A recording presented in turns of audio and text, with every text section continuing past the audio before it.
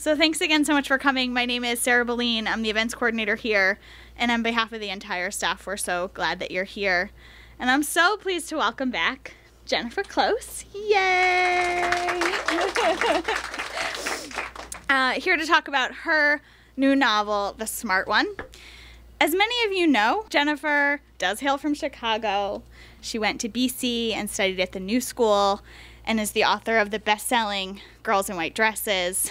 And after some other lesser places of employment, Vogue, she made her way to Politics and Prose, where she was a bookseller and now teaches creative writing at George Washington. In this new book, The Smart One, she tells the story of the Coffey family, sisters Martha and Claire, adults who have moved back home to live with their parents, and the younger son, Max, and his girlfriend, Cleo, who have a secret for themselves. As she did in her fabulous debut, Jennifer tells this story with pathos, imbuing the characters with humor and sometimes very hard-earned insight. I'm so glad to welcome Jennifer back to Politics and Prose. Please join me.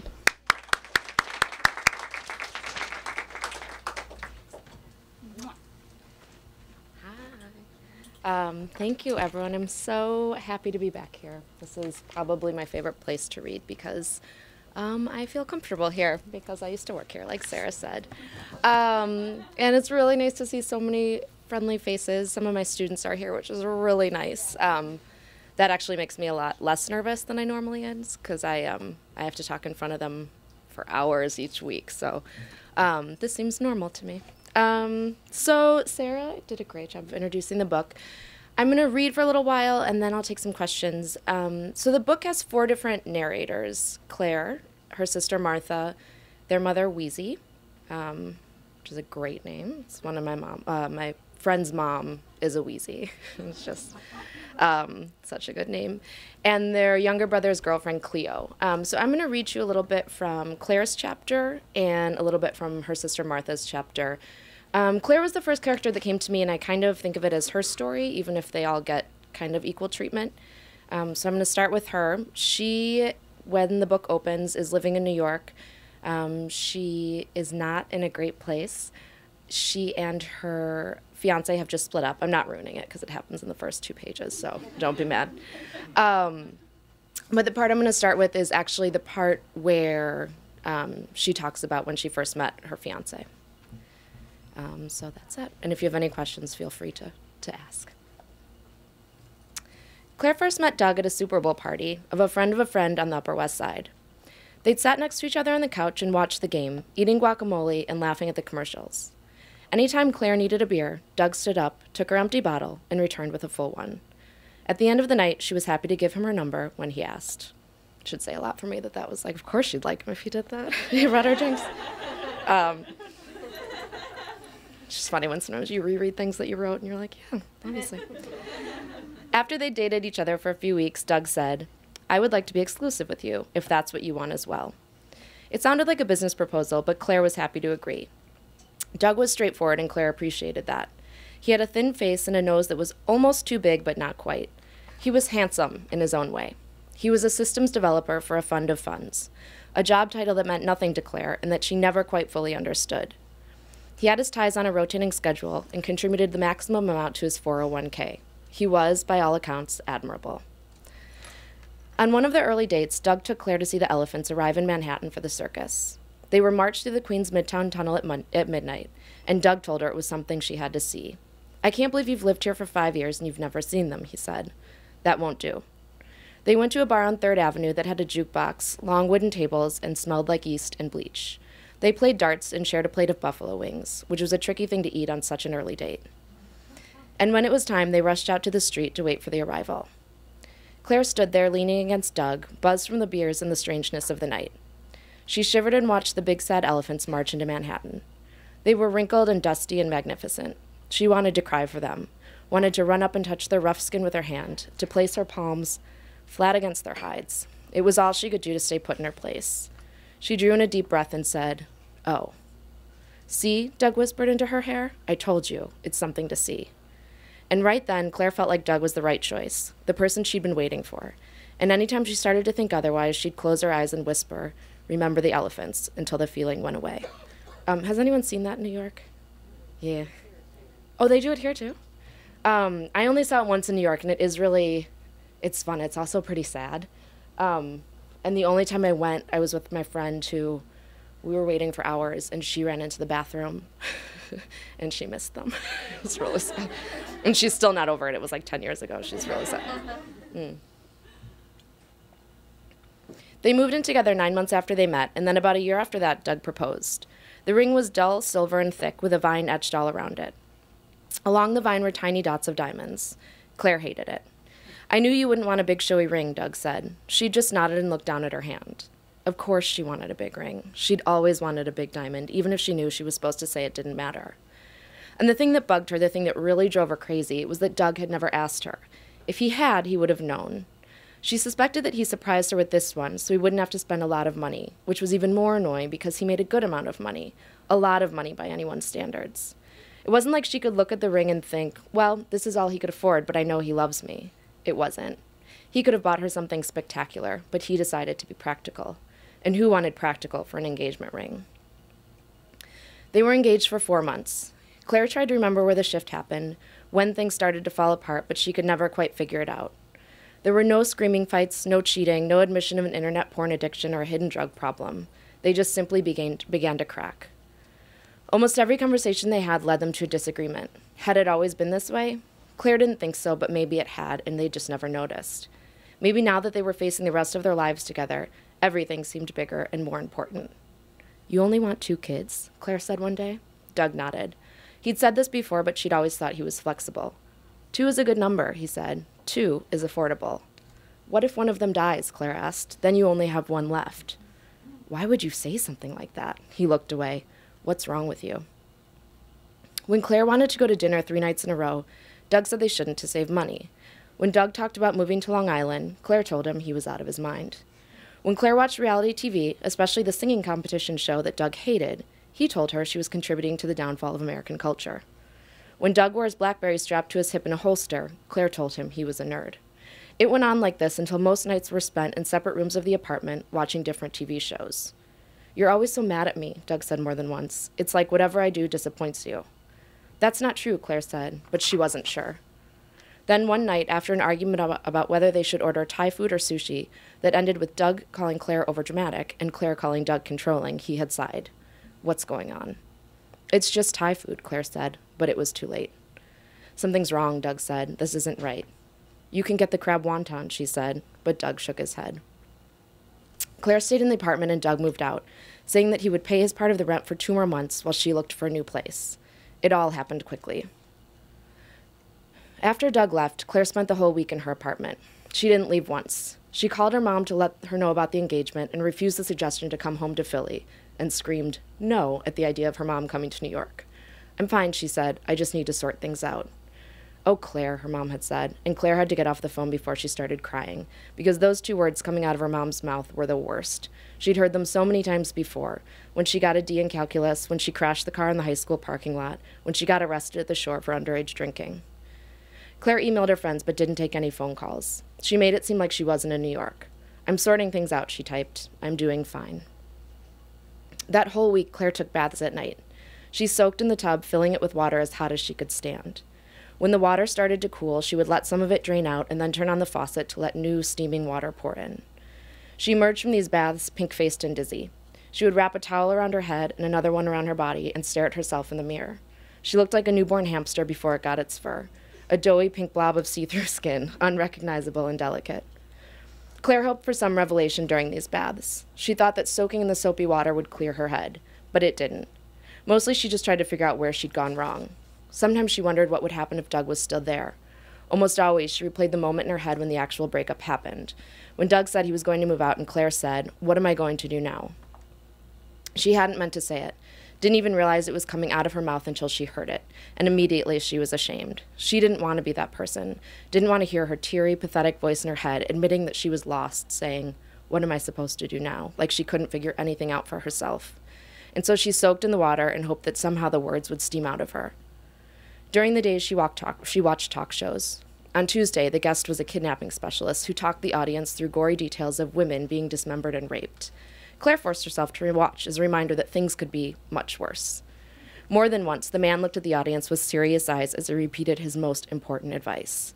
Never let them take you to a second location, he said. He pointed at a different person with each word. Apparently, the odds of being killed went up enormously when you let an abductor take you somewhere else. Claire let this thought run itself over in her head. She ordered takeout every night and figured she was safest in her apartment. We're going to end. No, I'm reading another part, but we're going to end with Claire there. So she's in a very sad place, as you can tell, and she ends up moving home because she stays in her apartment for a little while and she can't afford it. So in the meantime, her sister Martha, who is a more difficult person, Martha has struggled with depression, and she's been living at home for about 7 years now. And she's working at J. Crew. So just keep in mind, she's someone who might be difficult to know if you did know her. But she can be kind of funny, and she means well.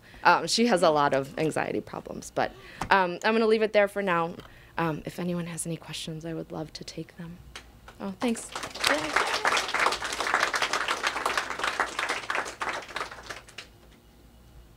Oh, yes? Yes. That analytical approach that the boyfriend had to relationships, where did you discover that? You know what's interesting? Actually, my students will like this. It's not my, I mean, my husband is wonderful, but he's not, he doesn't have his ties on a rotating schedule, and he's not, I wanted Doug to be a very responsible person. I wanted him to seem like the right choice for her. And it was actually probably 3 semesters ago in one of my classes, we were doing the character interview, and you had to, I'm looking at my students because I've made them do this. You just interview a character, so you look at all these questions that you ask them, and then sometimes I have people explain their characters in a different way, and that was the line that I wrote that was that he contributed the maximum amount to his 401k. Which I really liked that line because I thought that really summed it up. He was a really responsible person, and especially financially, and Claire, it turns out, is not. And I think that was part of why she was drawn to him, and part of sort of what unravels a little bit for her. But he was a nice person. They weren't meant to be together. But I wanted him to seem like a very good choice. The first time I ever saw it was in like Fiddler on the Roof, where the guy goes to the girl and says, "I think we should get married. I think it would be a really great socioeconomic union." I've always found that rather interesting because there it works. Yeah. Yours, you said, no, you're splitting up. Yeah, I think that I think there was a little bit more to it than that, but I think that it made sense. They were at the right age, and they got together, and they went to the next step, and almost went to the next step, and it was not right for them. So, yeah. Can you use the microphone? Oh, sorry. Yeah, if you guys could step up to the microphone, because we record these. Thank you. Make people nervous.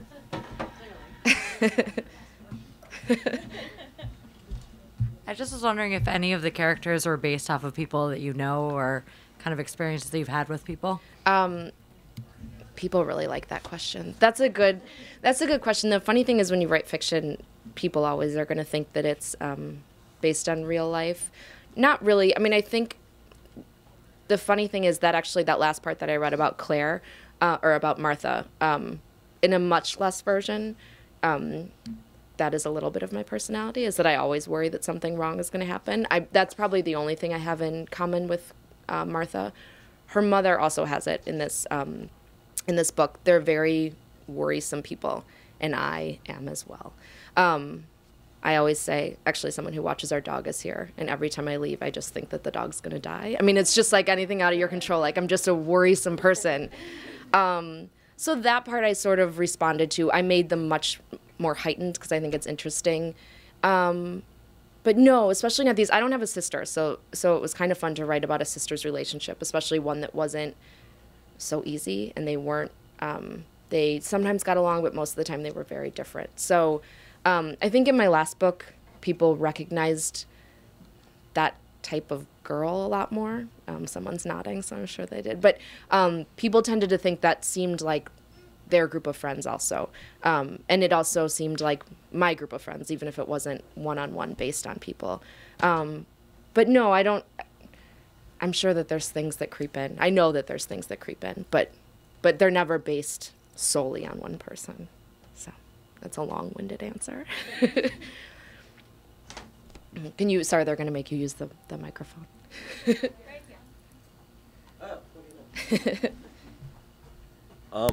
How'd you decide which characters you were going to give the perspective to? That is a good question. So Claire was the first one that came to me, and then right after that I knew in the first chapter that's actually no longer the first chapter, her sister was calling her and warning her about something that had happened near her apartment. And I knew once I did that I kind of had to give Martha a voice. If I was going to make her seem like this crazy, annoying person, then I had to sort of let you see what was in her head and show you why she got that way. And then once I had the two of them, a lot of this book deals with sort of the roles you play in a family and how that never goes away and the way that parents treat you. So once I had them talking about their mom, it seemed really unfair not to give their mom a voice and sort of explain her point of view. And then I was probably 3/4 of the way through the book when Cleo, who's the younger brother's girlfriend, became a character. And I think she's my favorite of all of them for a couple of reasons. I think because she's outside of the family, so she sees them in a way that they can't see themselves. And also she was just like this new, fresh voice that came up. And she was a surprise. I had every intention of having 3 narrators. And then it just kind of happened. And they're all women. The men don't get a voice, as some people have noted. But they're around. But I thought it was, I just thought it was an interesting thing. They were just telling the story of this family, and there's just the 4 different women that are telling it. So.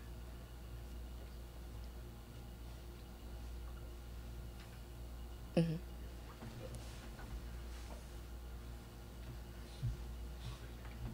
Tell us a little about the parents, and what does this book say about sort of parenting in general, your thoughts? Oh, let's see. I don't think it makes any big, bold statement, but there is, you know, when I started writing this book, and I don't think I realized it, I was writing it in the spring of 2009, and I had just, the magazine where I was working folded, and I was finishing my other book and started this one. And a lot of people I knew in New York at that time had also lost their jobs. It was not the best time for the economy, as everyone remembers. And a lot of people I knew were moving home. And I think that without realizing it, I sort of took that in and wrote about it because it was just this sort of phenomenon. People were a little bit older, but they weren't necessarily married. So the place they were going to go when they didn't have a job and didn't have an income was home. And I think it's something that hasn't quite happened in generations before like it's happening now. The parents also, and I don't think this is good or bad, it's just how these parents are never, I mean, I don't think any parent stops being parents, but Weezey especially is involved in her children's lives, and she would like to be more involved. She would, I think, like to be in charge of them because she wants to help to fix them, and they're adults and she can't. So I don't think it makes any statement. I think maybe it talks a little bit about the way we are staying children a little bit longer, my generation, if that makes any sense, and just how it's not so unusual to move back home in your late 20s, or it wasn't for a lot of people I know. So I think that's really the only thing I was sort of exploring. My general question is about your writing style, but particularly I'd be interested in hearing whether you, are there ways in which you feel it has evolved from your first book to your second, and also from your teaching experience?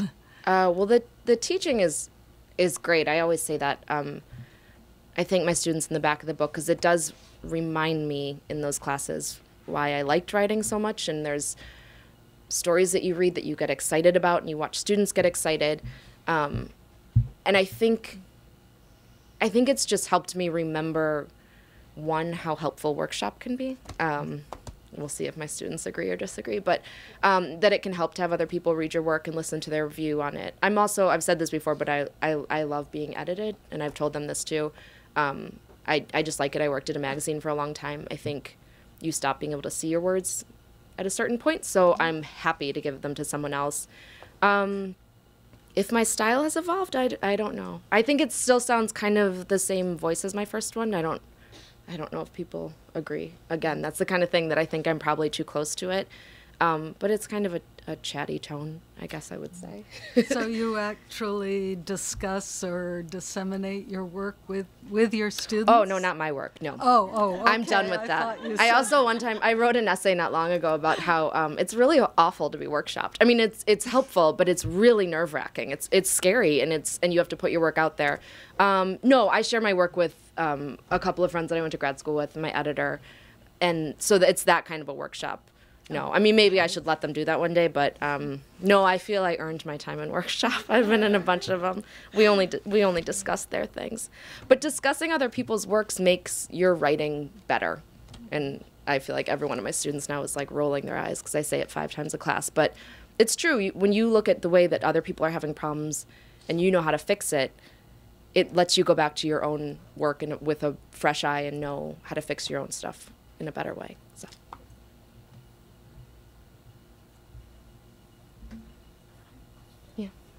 Can you please use the microphone? Yes, I will use the microphone. Thank you for your reading, Jen. I was wondering if you could talk about this a little bit about off the question about based on people. Mm-hmm. But how about your time of politics and prose in retail? Oh, And also, do you feel like your background of doing lots of different jobs, how do you feel like that's, maybe talked about that a little bit already, but influenced your work and going from here? yeah. Yeah, this was the only retail job I ever had. But I did have the J. Crew section done before I started working here. However, I almost said this at one point when I have Martha stacking the drawers. I don't know if you really do that at J. Crew. It's something you do here. So that might not be true, but that at least helped me know it was something you needed to do, that you needed to close down the registers, which sounds silly, but I never knew that before. Yeah, every job has sort of helped a little bit in its own way. I mean, I talked about the magazine a little bit and why I think that helped me as a writer. Working here helped me because it's kind of the same thing as teaching a little bit. There's so many books, and you read and you talk about books, and you get excited in the same way that you did when you were younger. Not that I'm old and crabby, but it's just that same thing about getting excited when a new book comes in, or reading a book and wanting to talk about it, and it makes you excited to read, and it makes you excited to write, and that's sort of how I feel with my classes too. So it's just sort of helps to remind you why you're doing it in the first place, I guess. So. Well, I think I can speak for all of us that we're glad that Jennifer kept going, and that we have this wonderful book. So thank you. Thanks everyone for coming. Thank you all so much for coming. And there's wine and cupcakes. Yes, over there, too. wine and cupcakes. Please pull up your chairs, and there are books to buy at the front of the store, and come back and say hello to the book side. Yay! We'll buy books.